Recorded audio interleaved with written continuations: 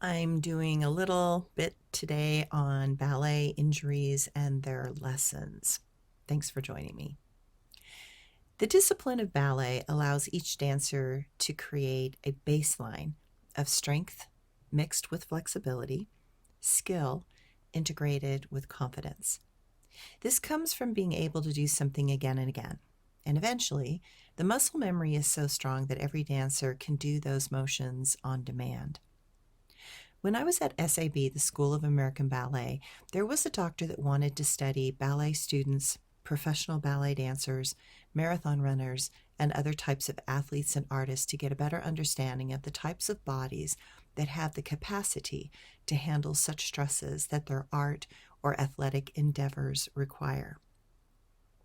At the end of my testing, the doctor said that I had the almost perfect ballet body.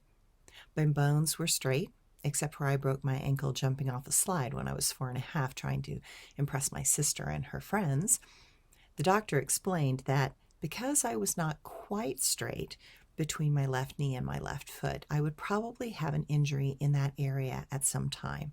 But otherwise, my turnout was perfect for ballet, though the Russian ballet mistress, Danilova, always wanted more. My flexibility was very good, and my spine seemed to hold the strength and flexibility to withstand the problems of impact from leaping and landing. As my ballet career advanced, I watched many dancers fall prey to terrible injuries that were devastating and sometimes career ending. There is nothing like hearing a bone break or a tendon snap in a rehearsal studio or a performance. One never forgets such a sound as it can crack in the room and everyone cringes inside their own bodies in shock and sympathy. Dancers who work together are more intimately connected to each other than most families or mates. It is something that is hard to explain, but on those deepest levels of being, we are all one. Our hearts beat to the same drum, and our passions align with a ferocity that few humans completely understand. When an injury happens to one, it happens to all of us.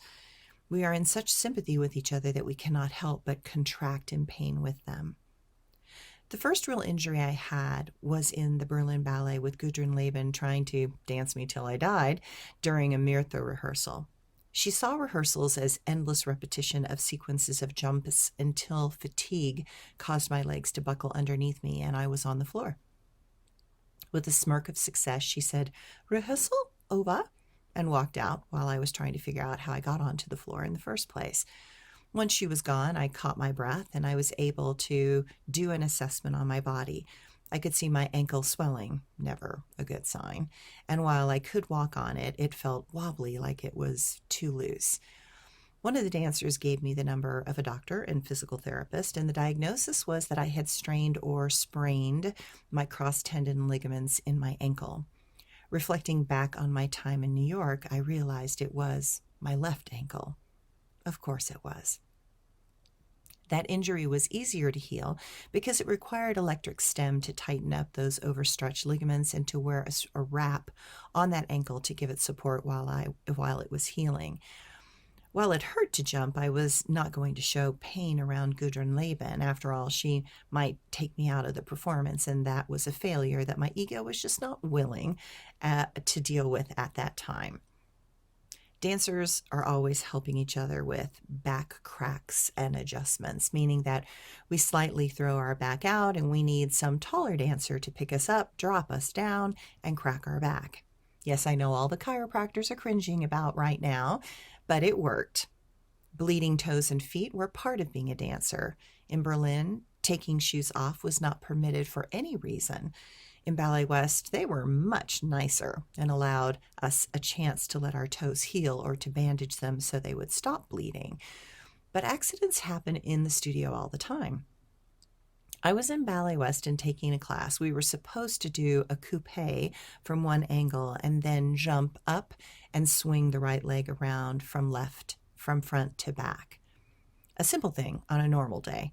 But there are moments when the body is so tightly wound that the slightest wrong motion is enough to break something. In this case, I went to go up, but suddenly there was a snap in my left foot, and I never got off the ground. It is a surprise when such a thing happens. I stopped instantly because of the pain. I carefully walked back to the bar, trying to figure out what I had done. What was clear was that I could not push off that foot at all. I instantly leave class and go to the administration and explain what has happened. They call the orthopedic surgeon that they knew and trusted, and I am quickly ushered into an appointment to see him. He takes a look and says that I tore the adductor muscles between my big toe and my second toe. That space looked like a canyon rather than a rolling plain. That was not good. And I could see it was turning purple, an indicator that something's torn and bleeding inside. The doctor said it would be 6 weeks off my foot. Ugh.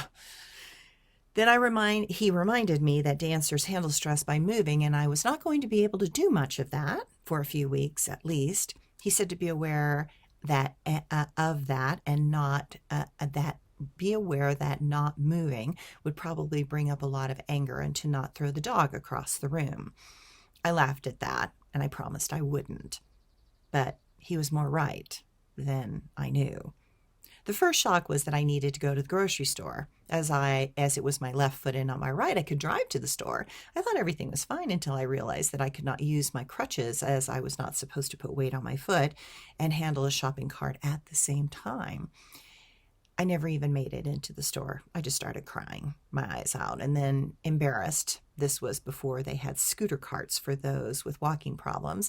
I left without going to the store. Once I got home, I called one of the dancers in tears and explained everything and asked if they could go get me groceries. They were more than happy to do that, and I was eternally grateful for their help in that moment.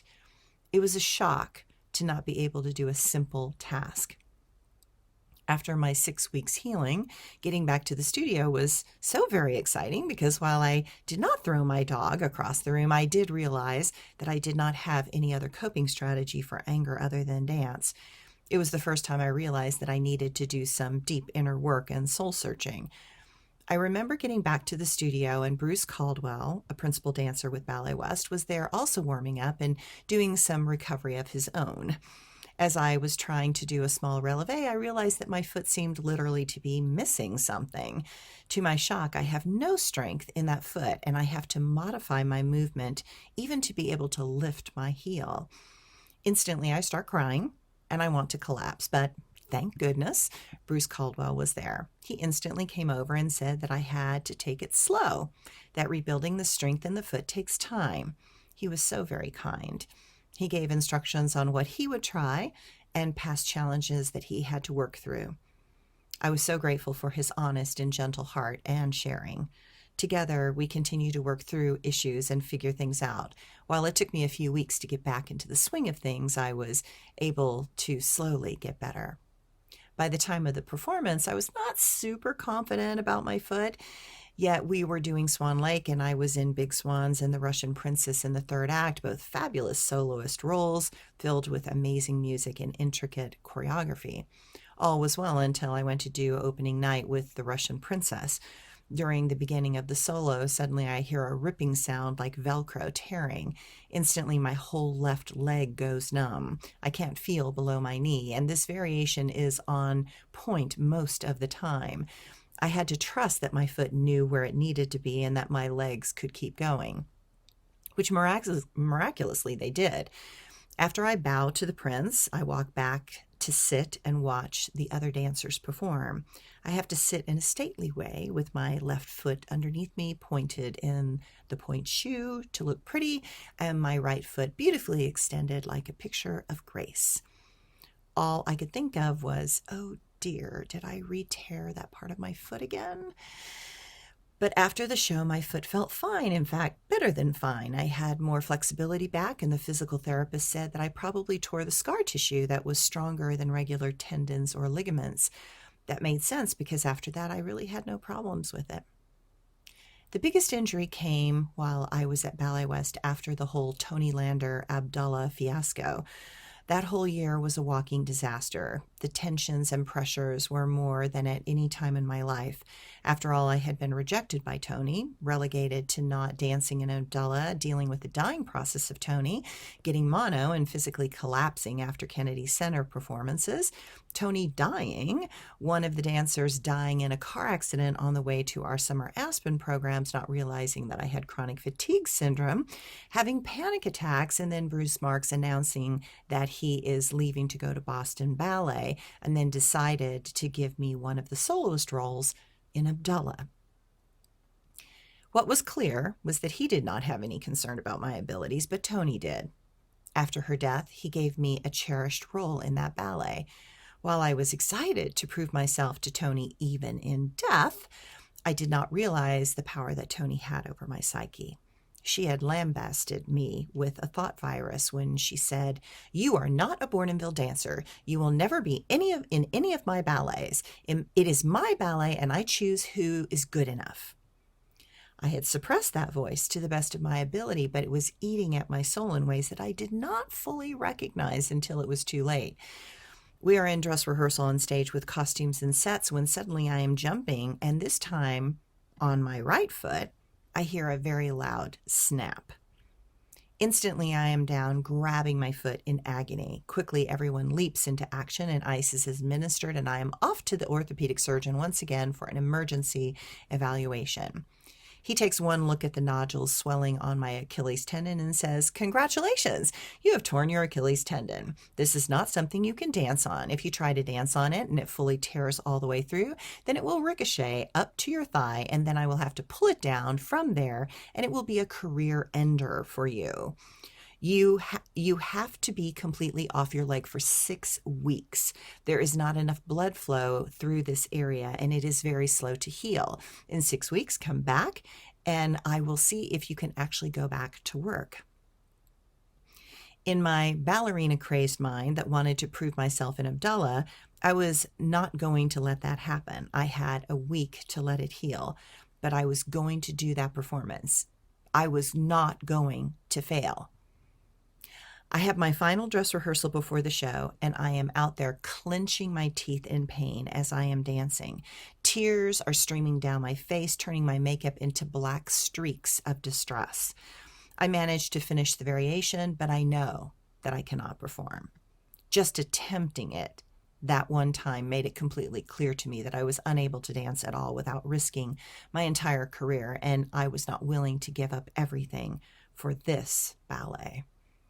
That was when I realized that inside my head, I could still hear Tony's voice saying, "You are not a Bournonville dancer. You will never be in any of my ballets. It is my ballet, and I get to choose who is good enough." That was when I realized how powerfully I had taken in her venom. She was dead, but her voice was still haunting me. I realized that I had torn my own Achilles tendon because some hidden part believed her and believed I was not good enough. It showed me the power that one person can have over another. It made me realize how some part of me was still trying to get her approval. Needless to say, Tony won. I never danced any of her ballets, ever. It would only be years later in a dream that she would come to me and with real sincerity say to me in my dream, "Suzanne, I am so sorry for doing that to you. Can you ever forgive me?" And in that dream, I could. In that moment, I did forgive her. In that moment of forgiveness, all the upset, resentment, anger, fear, loss, and pain lifted, and I felt complete. Whatever this karmic process was with her was finally complete. I felt free, and I believed it also freed her as well. To this day, I am very grateful for that entire process, even though it was so painful. I learned that while we don't always get what we want, getting what we want is most often not the purpose in the first place. We are here for lessons in forgiveness, grace, and acceptance. We are here to learn that we are all human and that we are not invincible. We are here to learn that to be great, we will fail many more times than we succeed. We are here to learn that bodies break down, and sometimes the mental projections of others can be tremendously detrimental to our confidence and success. I learned from all my injuries to look to the deeper meanings when the body breaks down. The mind can only override the body for so long.